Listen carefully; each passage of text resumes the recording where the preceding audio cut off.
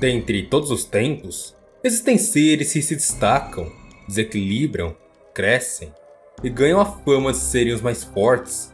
Seus títulos, feitos e testemunhos viajam pelos tempos, alcançam a mais atual das eras, podendo refletir o mais forte dos sentimentos naquele que nem mesmo os viram em ação. Ryomen Sukuna é aquele que é considerado o rei das maldições, um xamã evoluído, alguém que transcendeu. Seu forte senso de si mesmo, seu egoísmo e sua indiferença em relação ao amor fizeram dele um verdadeiro desastre natural.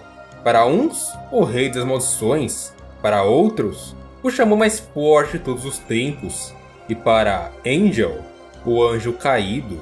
Itadori carregou dentro de si o fardo que seria Sukuna por muito tempo, ao ponto de assumir a responsabilidade pelos seus atos, entender que por um momento ele era Sukuna e Sukuna era ele. Apesar de diferentes, estavam como o mesmo ser. Os danos que Sukuna fazia também poderiam ser julgados como danos criados por Itadori, crimes de Yuji. Não à toa, Higurumi em seu tribunal se surpreende com Yuji Itadori, quando o garoto assume a culpa por milhares de mortes causadas por Sukuna lá em Shibuya. Itadori se afundou na escuridão da energia amaldiçoada do Rei das Maldições, buscando salvar todos aqueles inocentes que não mereciam alguém como Sukuna caminhando pelo mundo. Ele seria a chance em 1 milhão que nasceu para matar o Rei das Maldições. Mas é óbvio que esse tiro saiu pela culatra.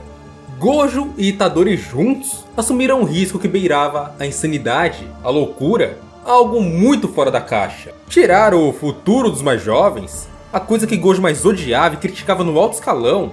É óbvio que por várias vezes a alta corte do mundo Jujutsu errou gravemente.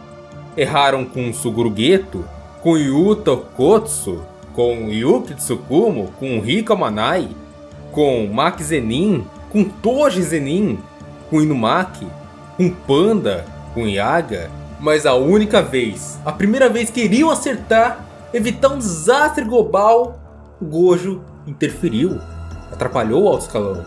Evitou que Sukuna fosse retrocedido a um mero amuleto amaldiçoado.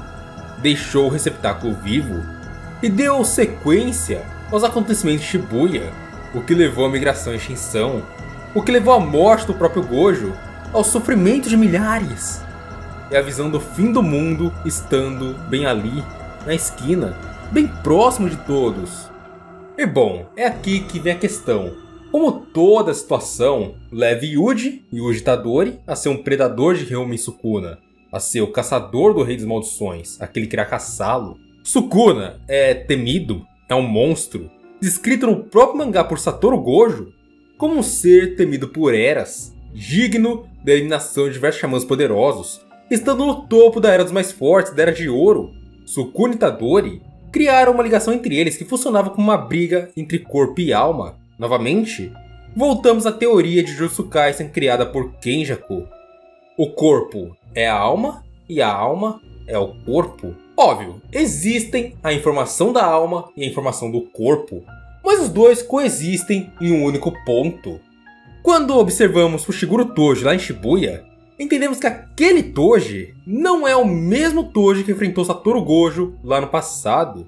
O Toji anterior era a junção da informação da alma e do corpo em um único ser, enquanto o Toji de Shibuya é apenas a informação do corpo, que se torna mais forte que a alma pela condição específica da restrição celestial. Caso contrário, o neto da vovó esquisita teria dominado o corpo de Toji. O corpo se sobrepor à alma é quase impossível. Em condições normais, óbvio, que não sejam essas de restrição celestial, na maioria das vezes, será duas almas brigando pelo domínio do corpo. No caso de receptáculos como Tsumiki Fushiguro, o Megumi e a própria Hana. Porém, sabemos também que xamãs possuem certa vantagem nessa imposição da alma sobre as pessoas que não sabem lidar com a energia amaldiçoada. Principalmente xamãs de classe especial, onde até mesmo de forma não intencional, acabam protegendo suas almas com energia, como se fosse reflexo, assim como vemos na batalha de Nanami contra Mahito, onde o xamã pode evitar ser afetado pela auto-personificação da perfeição da maldição. reforçando sem querer sua própria alma com energia amaldiçoada. E assim podemos concluir que basicamente, quando se trata de xamãs contra pessoas normais, a alma do xamã sempre irá se sobrepor. Assim como Yorozu dominou o corpo de Tsumiki Fushiguro, e Sukuna dominou o corpo de Megumi, a experiência também conta nesse papo. A experiência de alguém que entende da alma faz com que sua própria alma se sobreponha a uma alma mais fraca. Mas também existe uma segunda possibilidade, a de haver um trato entre o xamã e a pessoa, para que assim convivam em harmonia, sem um prejudicar ao outro, assim como ocorre com Hana e Angel. O caso de Itadori com Sukuna é um caso bem interessante, bem à parte na real, já que Itadori é claramente um ser diferente. Ele não é um 100% humano, ele é um filho de Kenjaku, alguém nascido do próprio xamã. Sua alma e seu corpo foram projetados para suprimir Sukuna, um inimigo natural nessa questão do Rei das Maldições, principalmente por seu corpo forte, e Uji assim consegue se impor contra o Rei das Maldições. Mesmo que Sukuna tente dominar seu corpo, isso a todo momento, o corpo de Itadori é claramente o que mais se impõe em cima da alma de Sukuna. Podemos ver isso pelos momentos que Sukuna domina Itadori completamente. Isso acontece somente nos momentos que Itadori se sente derrotado, ou melhor, nos momentos que seu corpo é mais atingido por golpes letais. Como por exemplo, em sua luta com Chozo, onde ele fica muito ferido, e também em sua luta com o feto amaldiçoado de grau especial, onde ele não fica só ferido no corpo, mas sua alma também é quebrada por um momento. E esses momentos são os momentos que Sukuna assume o corpo de Yuji, de forma completa, sem nenhuma restrição. Intencionalmente, Yuji também consegue trocar com Sukuna, entregar seu corpo a ele, assim como vemos ele fazendo a pedido de Gojo no primeiro episódio do anime e no capítulo 2 do mangá. Como observado pelo próprio Yu Tokotsu, Yuji se parece muito com Max Zenin. Ele se assemelha muito a um usuário de restrição celestial. Seu corpo claramente não é algo como qualquer outro. É para se pensar se Kenjaku não fez Yuji já com a intenção de ser uma prisão para Sukuna, de ser o que o reino da prisão foi para Gojo, mas agora para Ryome.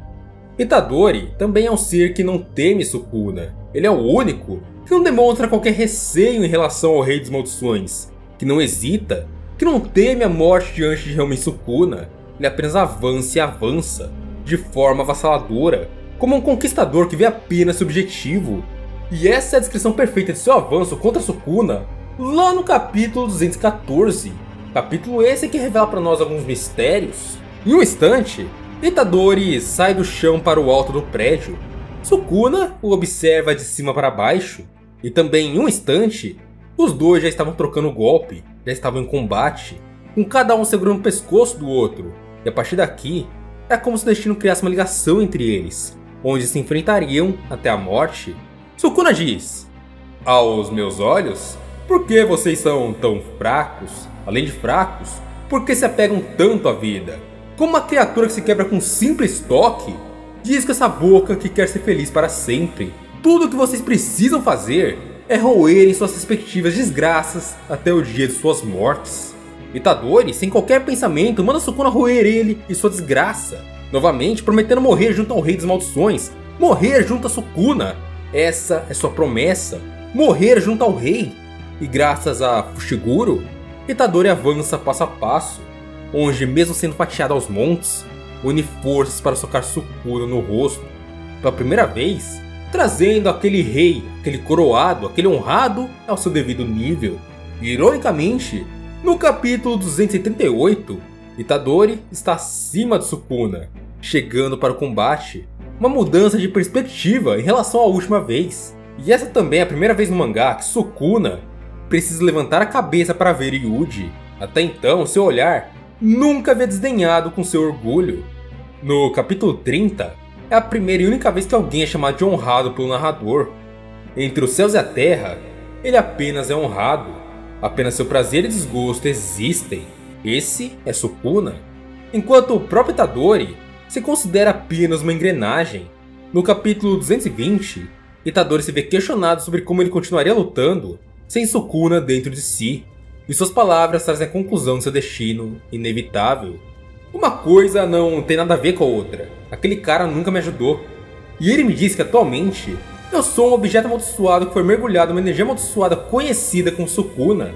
Além disso, podendo matá-lo, eu vou comer qualquer coisa. Em seguida, em uma conversa com Chozo, vemos que Yuji Itadori comeu os fetos amaldiçoados deixados por Noritoshi Kamo lá na Tumba das Estrelas. Fetos amaldiçoados criados por Kenjaku, irmãos de Yuji e irmãos de Chozo. Mais de Chozo que de Yuji, óbvio. Mas ainda assim agora eles fazem parte de Itadori. Chozo também entrega a ele um livro sobre as almas dado por Yuki Tsukumo. Ou seja, um conhecimento sobre o que são as almas, sobre essa mudança de corpos que Kenjaku e Sukuna faz.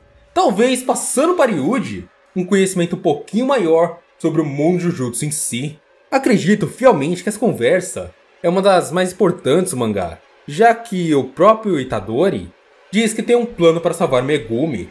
Lembrando que, de acordo com a Hana no capítulo 199, abre aspas, meu objetivo é matar os jogadores reencarnados. A maioria deles suprime e destrói a consciência de seus receptáculos quando reencarnam.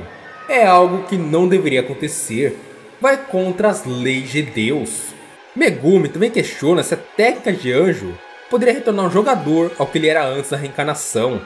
E Angel responde o seguinte: eu não posso afirmar com certeza que não, mas em 99% dos casos, eles morrem. A reencarnação é a fusão de um objeto amaldiçoado com o corpo vivo. Obviamente, separar um do outro é bem difícil. Ou seja, agora a reencarnada Megumi dá a entender que Sukuna matou o Xamã. Mas como a própria Angel diz, há uma chance mínima de que não tenha ocorrido isso, diferente de 99% dos casos. Ou seja, essa é a aposta de 1% que Itadori provavelmente vai seguir. Com o conhecimento da alma, com seu corpo modificado, com uma alma fortificada e com a ajuda de todos seus irmãos, Yuji, sem medo, receio ou qualquer coisa do gênero, vai ao campo de batalha com um plano claro na mente. E dessa vez, ele vai partir com um predador atrás somente de alguém que será apenas sua caça.